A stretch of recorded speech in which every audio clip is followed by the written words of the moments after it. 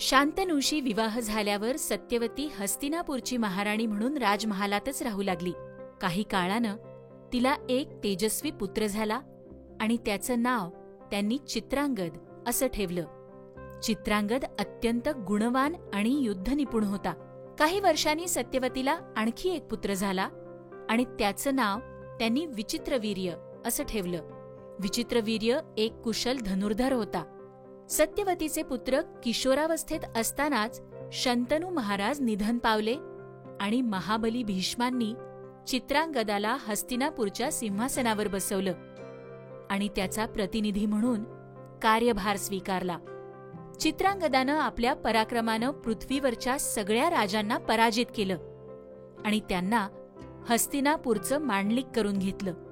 आपल्या पित्याप्रमाणेच चित्रांगद एक चक्रवर्ती सम्राट झाला. पृथ्वीलोकातल्या सर्व राजांशी लढल्यानंतरही त्याला असा एकही मनुष्य भेटला नाही जो शौर्यात त्याची बरोबरी करू शकेल.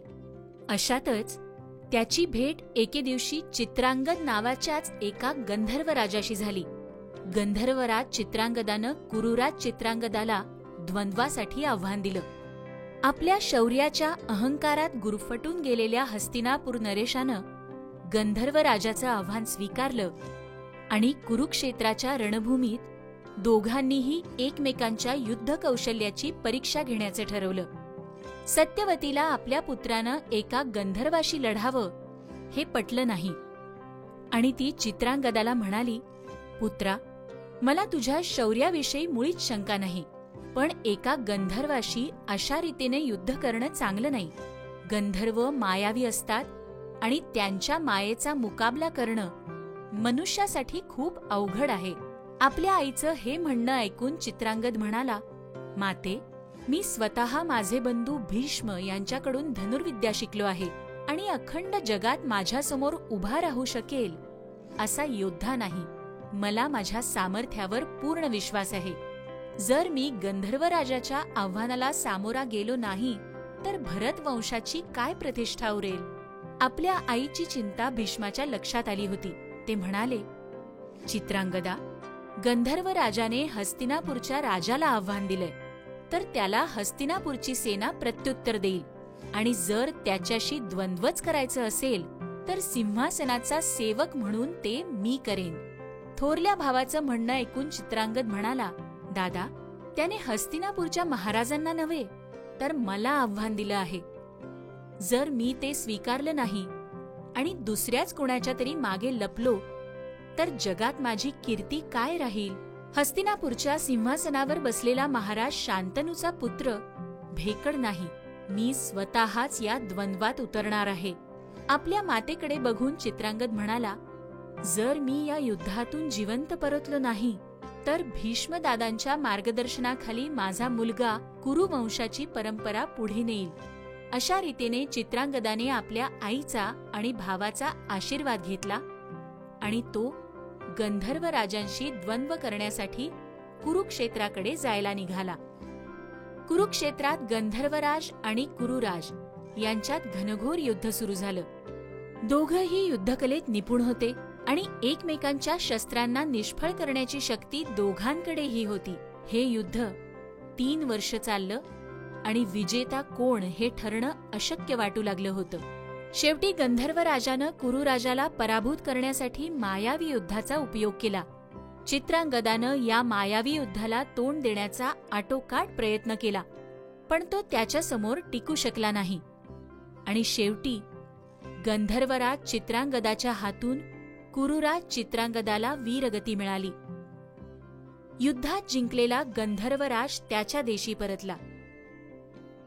चित्रांगदाच्या मृत्यूनंतर भीष्मानी त्याच्यावर अंत्यसंस्कार केले आणि सत्यवतीच्या दुसऱ्या पुत्राला म्हणजेच विचित्रवीर्य या बालकाला हस्तिनापूरचा राजा घोषित करून त्याच्या नावानं राज्यकारभार सुरू केला. जेव्हा विचित्रवीर्य मोठा झाला तेव्हा सत्यवतीला त्याच्या विवाहाची चिंता वाटू लागली आणि तिने लागलीच आज्ञाधारक भीष्मांना बोलावून त्यांच्याशी चर्चा केली आणि त्यांच्यावरच विचित्रवीर्याच्या लग्नाची जबाबदारी सोपवली. याच वेळी काशीराजानं त्यांच्या अंबा, अंबिका आणि अंबालिका यांच्या स्वयंवराचं आयोजन केलं होतं आणि मातेची आज्ञा घेऊन भीष्म त्यासाठी वाराणसीला जायला निघाले. स्वयंवर सभेत पोचल्यावर भीष्मांनी तिन्ही राजकन्यांना त्यांच्या रथात बसण्याची आज्ञा केली आणि अशी घोषणा केली, इथे उपस्थित सर्व राजांनी माझं म्हणणं लक्षपूर्वक ऐकावं. मी या तिन्ही सुंदरींना घेऊन इथून जाणार आहे. जर तुमच्यापैकी कुणात सामर्थ्य असेल तर मला अडवून दाखवा. असं म्हणून भीष्मांनी तिन्ही राजकन्यांना आपल्या रथात बसवलं आणि सारथ्याला रथ हाकायला सांगितलं. भीष्मांना जाताना पाहून तिथे उपस्थित असलेल्या सर्व राजांनी आपापल्या रथात बसून भीष्मांवर तीक्ष्ण बाणांचा वर्षाव केला. भीष्मानेही आपल्या कौशल्याची चुणूक दाखवली आणि हजारो बाणांना हवेतच छेदून टाकलं. शेवटी बऱ्याच राजांना प्रत्येकी 3-3 बाण मारून भीष्मांनी यमसदनाला पाठवलं. हे पाहून बाकीचे राजे भीतीने मागे सरले आणि त्यांनी भीष्माच्या रथाला जाण्यासाठी वाट करून दिली. भीष्म तिथून जातच होते, पण अचानक शाल्व राजाने त्यांच्यावर मागून वार केला आणि त्यांना युद्धाचं आव्हान दिलं. भीष्मांनी रथ वळवला आणि शाल्वाच्या हल्ल्याला प्रत्युत्तर द्यायला सुरुवात केली. शाल्वानं भीष्माचा रथ आपल्या बाणांनी झाकून टाकला, पण भीष्मांनी आपल्या तीक्ष्ण बाणांनी शाल्वाच्या रथाच्या घोड्यांना घायाळ करून टाकलं आणि नंतर भीष्मांनी शाल्वाचं धनुष्यही आपल्या बाणांनी मोडून टाकलं आणि त्याच्या सारथ्याला ठार केलं. अशा प्रकारे पराभूत आणि लज्जित झालेला शाल्व तिथून पळून गेला आणि हे पाहून इतर राजेही तिथून निघून गेले.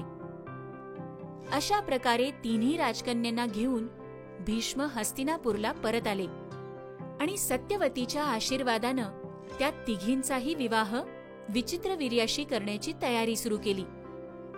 तयारी सुरू असतानाच काशीराजाची थोरली मुलगी अंबा भीष्माकडे आली आणि म्हणाली, मी आधीच शाल्व राजाला मनोमन आपलं पती मानलं आहे आणि याला माझ्या पित्याचीही परवानगी आहे.